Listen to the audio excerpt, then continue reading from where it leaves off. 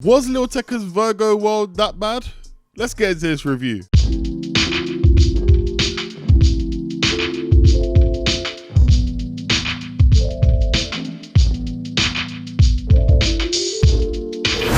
Before I start this review, Philly, I gotta say shout out to Unwritten Films because he's been on my case to get more Lil Tecca reviews out on the channel, which this one is mostly dedicated for him because I said I was gonna do a review on Lil Tecca's stuff and I've waited all the way till now. You know what I mean? It's been like 2 weeks since this album came out. A couple of weeks ago, we got this 19-track tape from Lil Tecca, just over 45 minutes. When I first heard it the first Friday when it came out, I was excited. I wanted to hear it. I wanted to see what he was saying. But by the time I finished the first listen, I wasn't really that interested. I've got the track list in front of me and I feel like the songs I enjoyed, I really liked When You Down. When You Down for me was probably the best track because it had Polo G and Lil Durk on it.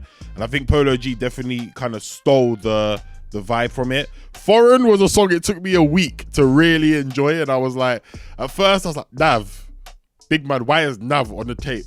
Because me and Nav don't have a good relationship. You know, it was there. Like, I don't really like Nav, but Nav's growing on me. You know what I mean? Nav is actually growing on me, especially after this tune. Lemonade with Don Toliver and Gunna.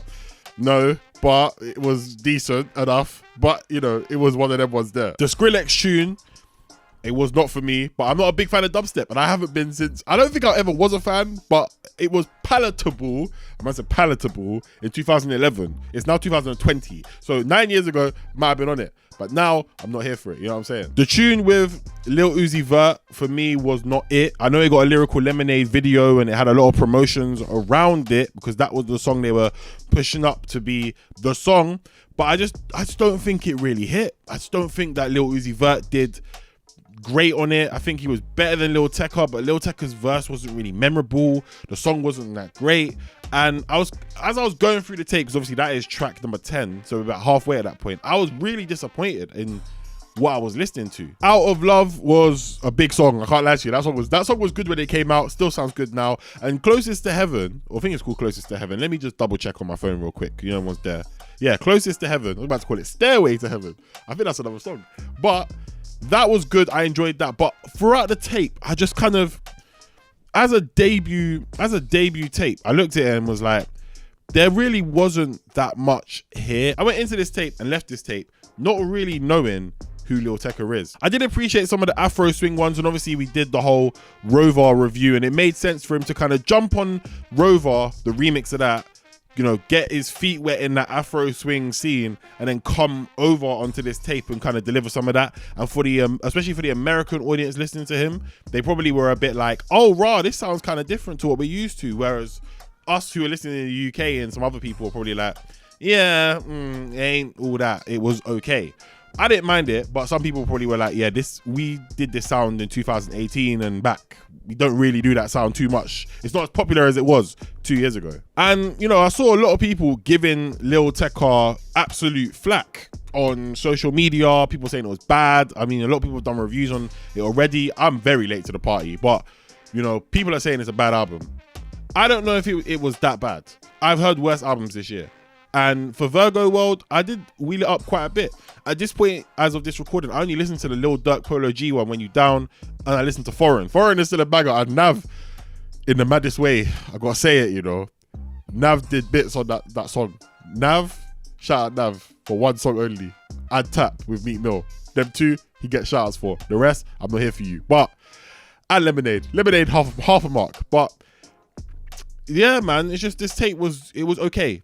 It was very mediocre. It was like a 4.5. I'll give him 4.5 because it took me a week to warm to it. And by the time I did, we're now in, which would be the third week when it comes, like by this Friday, I'm not even listening to that tape anymore. I've moved on to other things. I've moved on to singles. And there's certain albums this year that I've kind of stuck with and I've gone back to, like, for example, Savage Mode 2.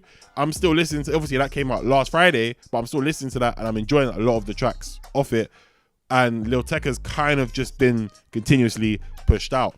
So I thought I'd just do a quick review. I'm not going to really break it down too much, but I just think this Lil Tecca tape was not amazing. And as a debut tape, and you know, yeah, as a debut tape where it was really Lil Tecca's time to set a mark and show people, yo, where am I going? Where's my career going? Because we've seen so many artists come and go. We're seeing YBN Namir struggle to get a hit after he was like the hottest artist of 2017/18. And now you've got Lil Tecca, who was one of the hottest artists of 19, pretty much struggling. And a lot of his fan base were like the fickle fan base who are going to move on to the next artist, and you've got some that are going to stay. I don't think this album really helped Tecca that much, but what do you guys think? Let me know in the comment section below. I think it was decent, but like I said, it was like a 4.5 out of 10, because when we go back and say, yo, what's a memorable Tecca song, 90% of people are going to say Ransom. And you can't be mad at them for saying Ransom in the first place, because that had a personality to it, because the video was so good. You've got all these models doing a madness around him, and you've got a guy just standing there looking just absolutely dazed. In the future, I'd like to see him come with a bit more personality, a bit more of the Tecca story. I mean, I don't want to keep hearing about wearing Margielas and stuff like that, because everybody speaks about that, and I don't think that helped either. I think where they got to go now is really generate, you know, an image, not an image, but more of a personality behind Tecca, because he doesn't really do that many interviews. He doesn't really show his face that much, and I get that. Not every artist wants to, but I'd like to see more of Tecca as he grows up and develops. Again, he's young, but there are younger artists out there that are showing their face more and doing more, and you can kind of see what direction they're going in. And NLE Chopper is doing his own thing right now, but he's younger than Tecca, but he's doing something that is a bit more memorable than what Tecca is doing right now. Am I being harsh? Let me know in the comment section below. If you enjoyed the video, make sure you leave a like, subscribe if you're new, and I will catch you guys very, very soon. Peace.